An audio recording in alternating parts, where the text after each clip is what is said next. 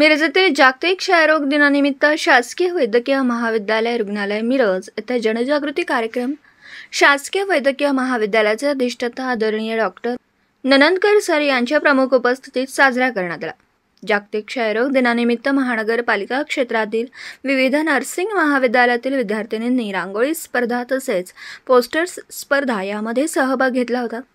या रांगोळ्या तसेच पोस्टर्स यांचे प्रदर्शन रुग्णालयातील बाह्य रुग्ण विभागात सर्व रुग्ण तसेच नातेवाईक यांच्यासाठी खुले ठेवण्यात आले होते। याद्वारे जनसामान्यांमध्ये क्षयरोगाबाबत जनजागृती करण्याचा प्रयत्न संस्थेमार्फत करण्यात आला। या कार्यक्रमामध्ये माननीय अधिष्ठाता सर यांनी आपले मनोगत व्यक्त करत असताना क्षयरोग हा अतिशय पुरातन आजार असून यावरती त्वरित निदान आणि संपूर्ण औषधोपचार याने हा आजार संपूर्णतः बरा होतो असं सांगितलं।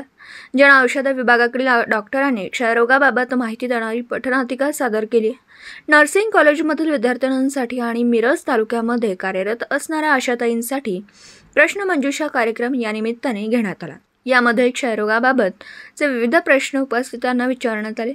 या कार्यक्रमास doctor Rajendra Bhagwat, doctor Sachin Patankar, doctor Aswar, doctor Shrimati Kale, doctor Prashant Waghmare, doctor Rupesh Shinde, doctor Priya Hombalkar, doctor Yogesh Wagh, doctor Ananda More, doctor Sujata Joshi तसेच मेट्रन श्रीमती शहाणे याबरोबरच रुग्णालयातील अधिपरिचारिका, विद्यार्थी तसेच रुग्ण व रुग्णांचे नातेवाईक मोठ्या संख्येने उपस्थित होते।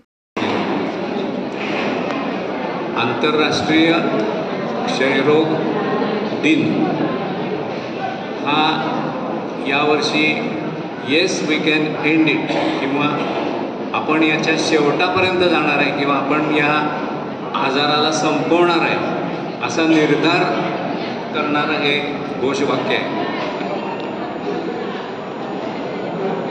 1993-94 पासून सांगली जिल्ह्यामध्ये महापालिका, जिल्हा परिषद आणि मिरज वैद्यकीय महाविद्यालय रुग्णालय यांच्या संयुक्त विद्यमाने हा टीव्हीचा प्रोग्राम राबवला जातो। नंतर त्याच्यामध्ये RNTCPची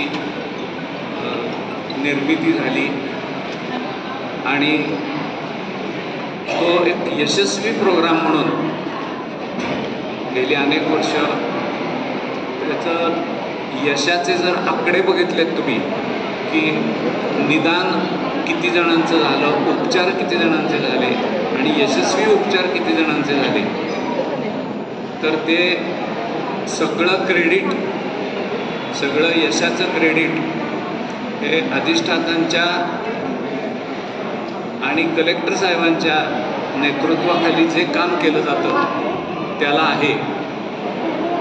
आणि तुम्ही या कार्यक्रमाचा जर बारकाव्यानं अभ्यास केला तर तुमच्या लक्षात येईल की डॉक्टरांच्या पेक्षा तंत्रज्ञ आणि प्रत्यक्ष औषधाची डिलिव्हरी रुग्णापर्यंत करण्याची जी यंत्रणा आहे त्यांचं जे सातत्य आहे त्याच्यामध्ये याचं यश लपलेलं आहे।